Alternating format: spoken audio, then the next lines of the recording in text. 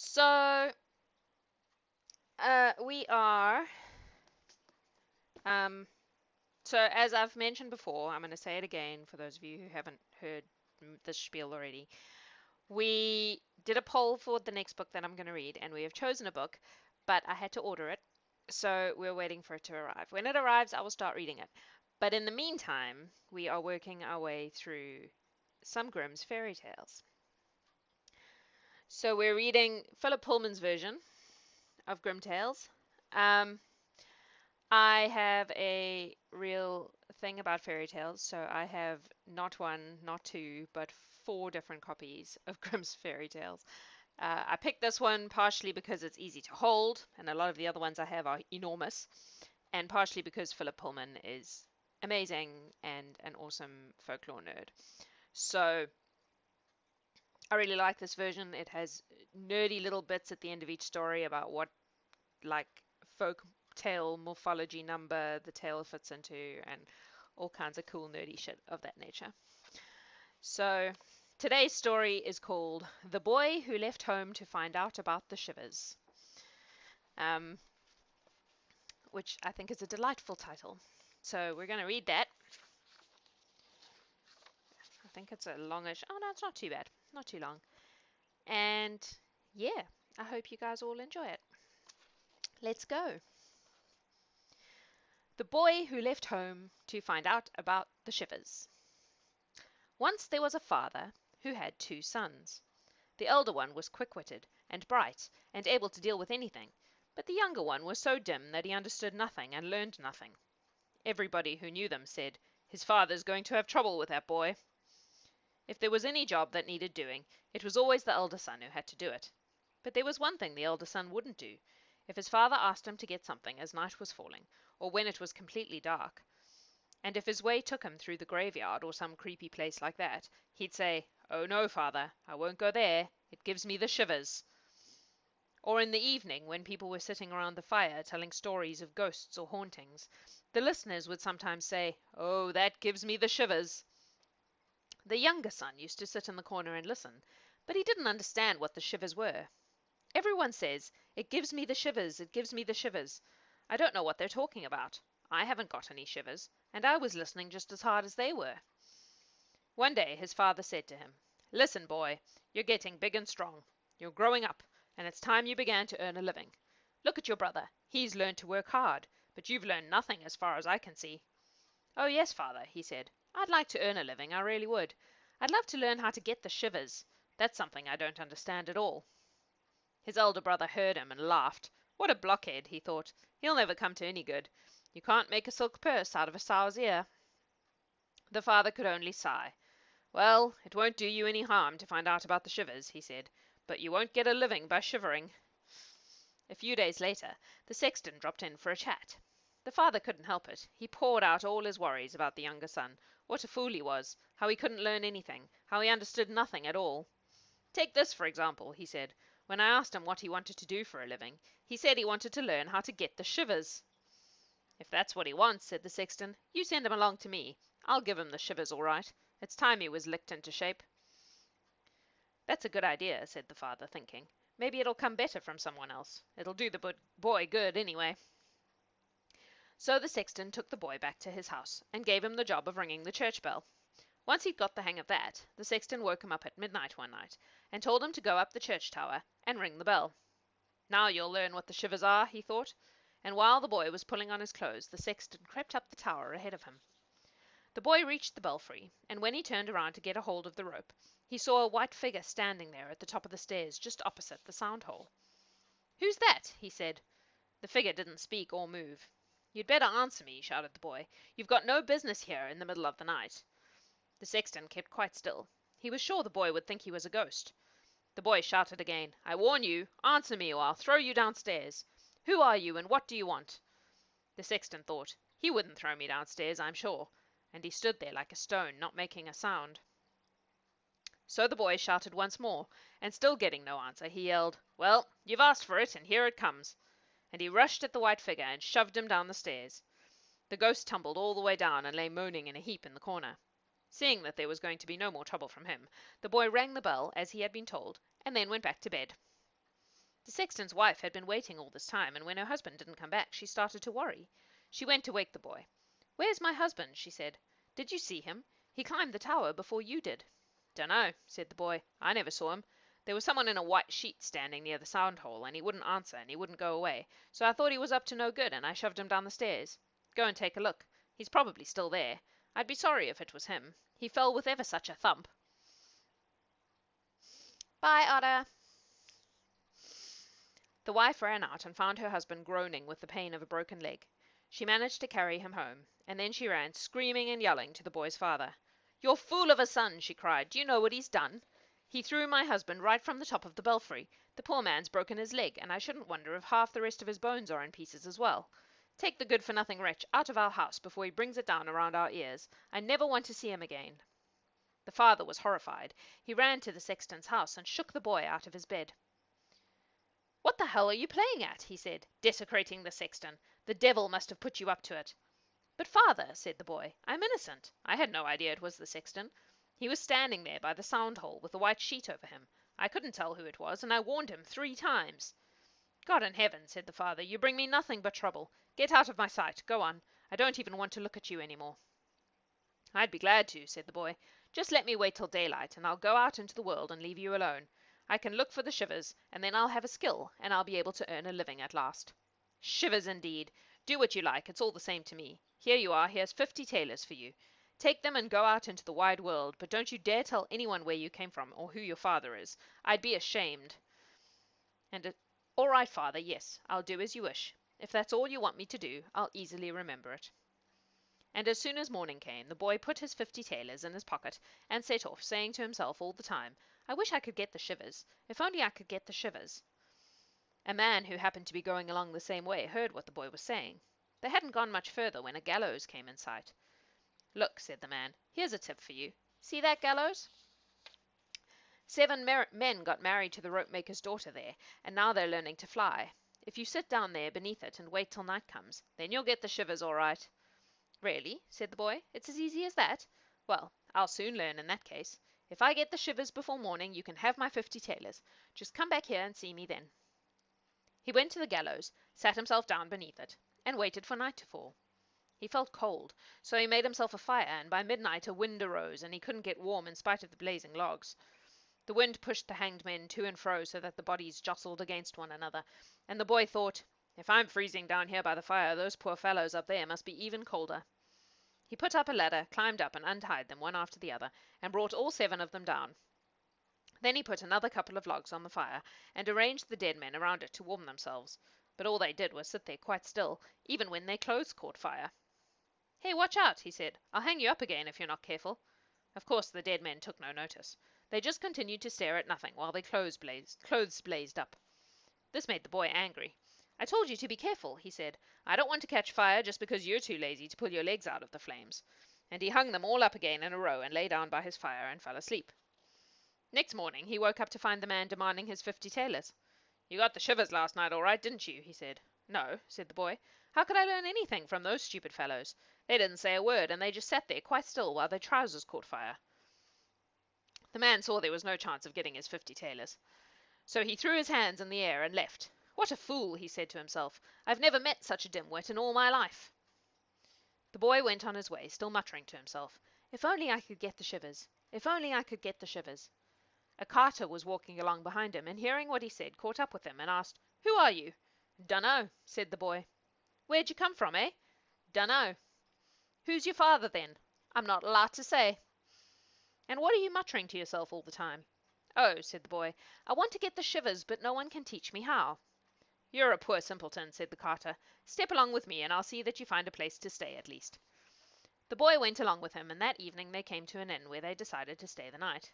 As they went into the parlour, the boy said again, "If only I could get the Shivers. Oh, if only I could get the Shivers." The innkeeper heard what he said and laughed, saying, "If that's what you want, you're in luck. There's a chance for you very close to here." "Shh," said the innkeeper's wife. "Don't talk about that. Think of all those poor fellows who lost their lives. It would be such a pity if this young man's lovely eyes never saw the light of day again." "But I want to get the Shivers," said the boy. "That's why I left home. What did you mean? What's the chance you talked about? Where is it?" He wouldn't stop pestering till the innkeeper told him that there was a haunted castle nearby, where anyone who wanted to learn about the Shivers could do so easily if only he managed to keep watch there for 3 nights. The king promised that whoever does that can have his daughter in marriage, he said, and I swear the princess is the most beautiful girl who ever lived. What's more, there are great heaps of treasure in the castle, guarded by evil spirits. You can have the treasure too if you stay there for 3 nights. There's enough to make anyone rich. Plenty of young men have gone up there and tried, but no one's come out again. Next morning the boy went to the king and said, "If you let me, I'll stay 3 nights in the haunted castle." The king eyed him and liked the look of him, so he said, "I'll let you take 3 things into the castle with you, but they must be things that aren't alive." The boy said, "In that case, I'd like things to make a fire with, a lathe, and a wood carver's bench with a knife." The king ordered that all these things should be taken to the castle during daylight. When night fell, the boy went inside and lit a bright fire in one of the rooms, dragged the wood carver's bench and knife beside it, and sat down at the lathe. "Oh, if I could only get the Shivers," he said, "but this place doesn't look very promising either." When it was nearly midnight, he stirred the fire up. He was just blowing on it when he heard voices from a corner of the room.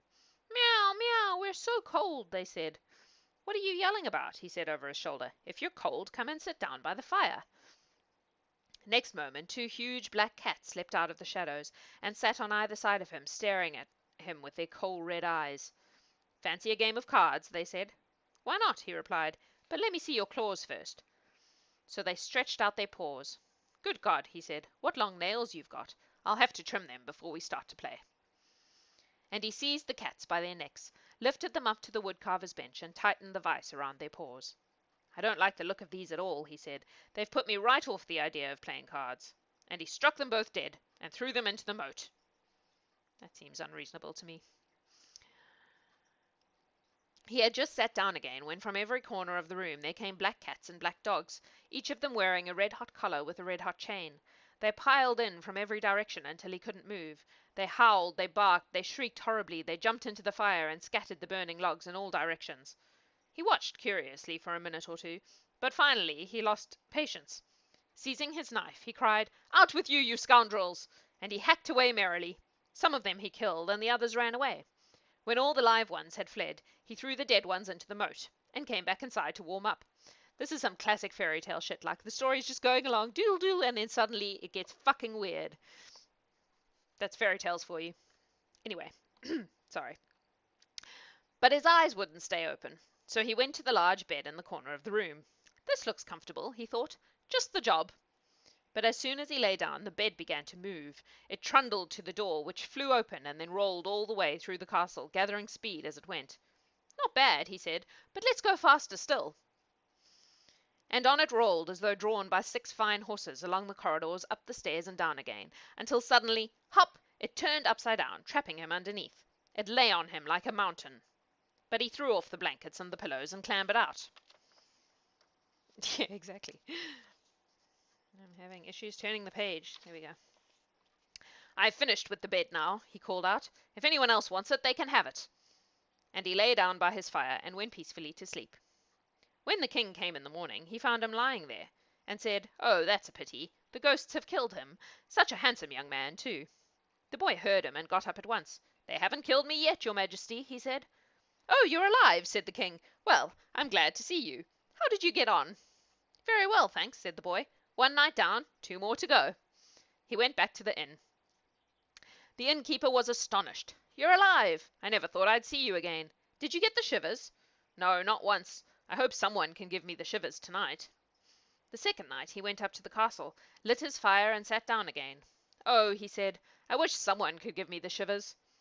As midnight approached, he heard a commotion up in the chimney, banging and shouting, scuffling, screaming, and finally, with a loud yell, the lower half of a man fell down into the fireplace. "What are you doing?" said the boy. "Where's your other half?"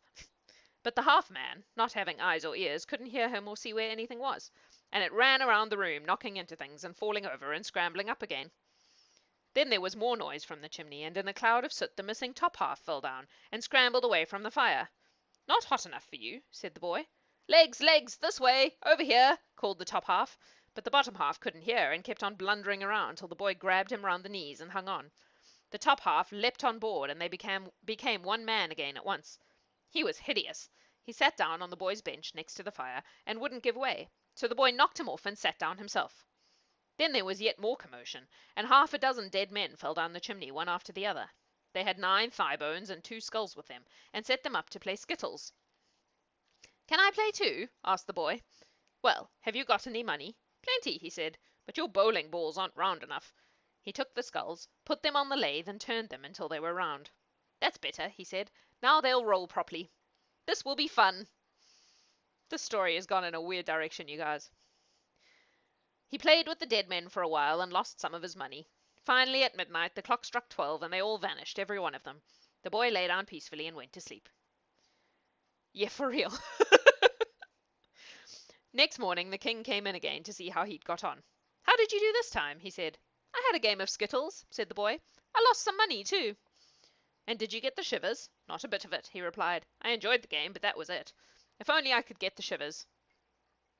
On the third night, he sat down again on his bench by the fire and sighed. "Only one night left," he said. "I hope this is the night I'll get the shivers."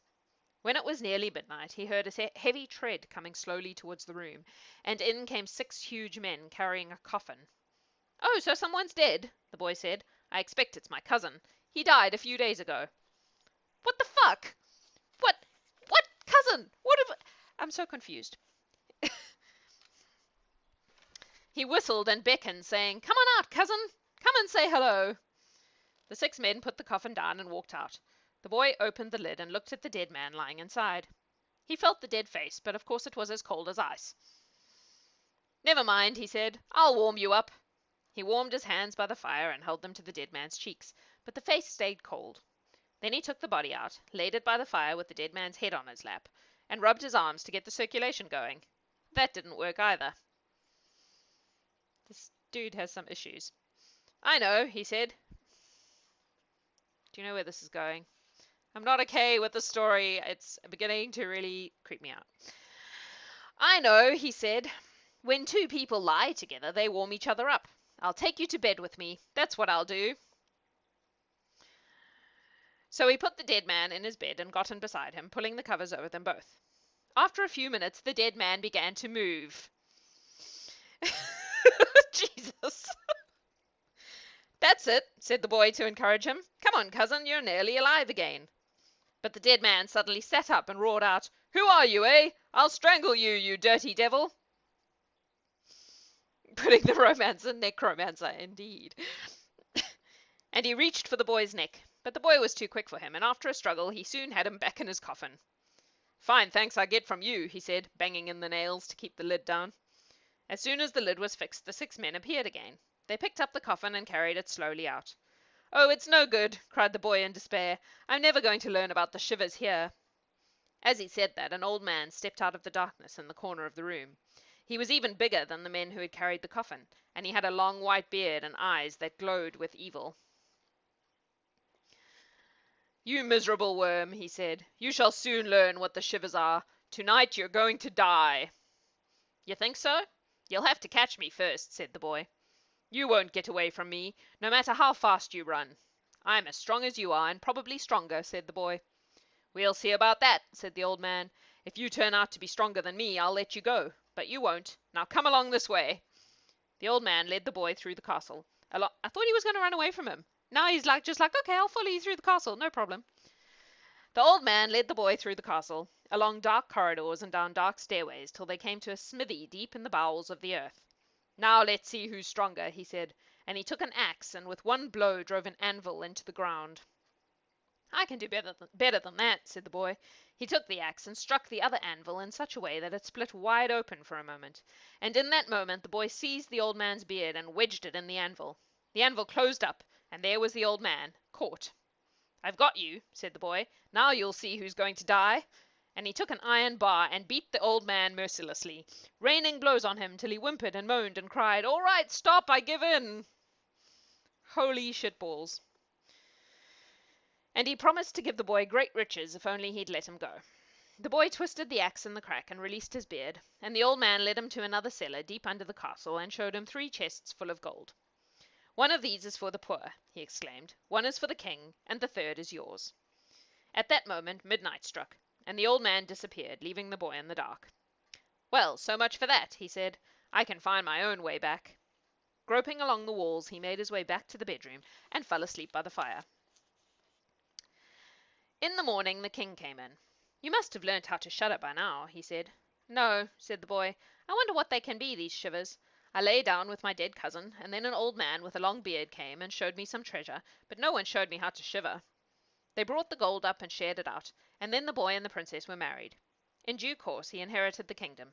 But no matter how much he loved his wife or how happy he was, the young king kept on saying, 'If only I could get the shivers. If only I knew what it meant to get the shivers.' In the end, it got on the young queen's nerves. This is the thing that bothers her about this guy. She told her chambermaid, who said, 'Leave it to me, your majesty. I'll give him the shivers all right.' The maid went down to the brook and caught a bucket full of minnows. That night, when the young king was sleeping, the maid told the queen to pull the covers off and pour the bucket over him. So that was what she did. The young king felt first the cold water, and then the little fish wriggling and flipping about all over him. 'Oh, oh, oh!' he cried. 'Oh, what's making me shiver? Oh, ow, yes, I'm shivering.